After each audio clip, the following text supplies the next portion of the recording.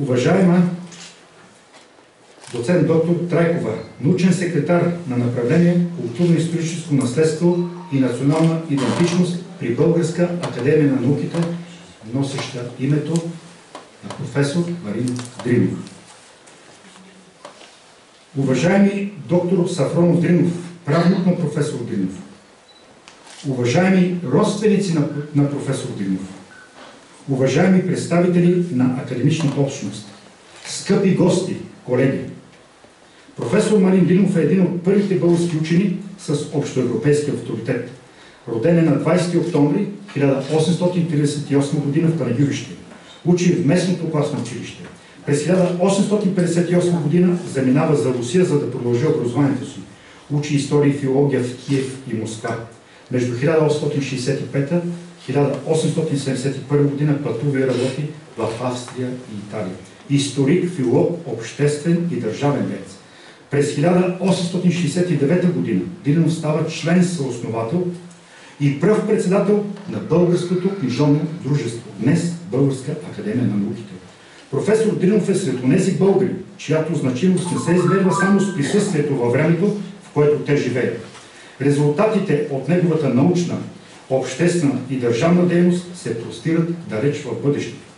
Професор Дринов е вписан в книгата «100 най-влиятелни българи в нашата история», в която те са подредени по значимост на техния принос за развитието на българската държава. Според класацията на авторите, професор Дринов е на 31-о място.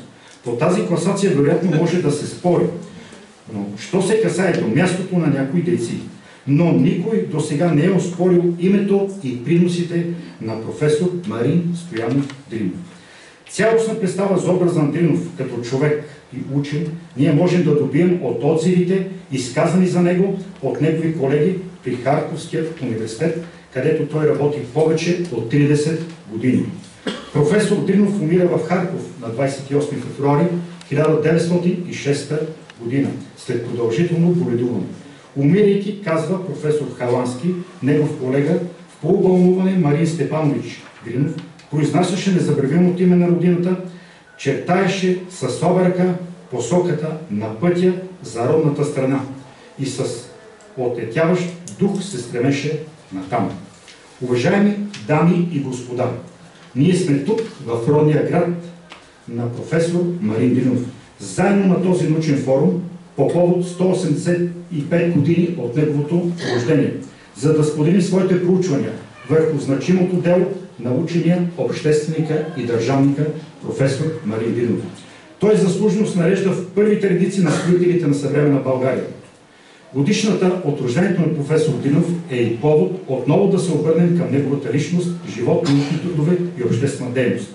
Макар винният панагюрец дълги години да живее далеч от родината, той има съществен принос за приобщаването на обществото и на страната ни към европейската цивилизация и към модерният начин на живот. Темата и тематичния обхват на конференцията има за цел от една страна отново да постави във фокуса на вниманието на научната общност значимото дело на професор Марин Дринов за модернизацията на българското общество и държава, както и мястото на просветата и книжната в обновата на обществото, на сложното и противоречиво взаимодействие на творците в науката и културата с държавните и обществени институции в процеса на преход между традиционното и новото.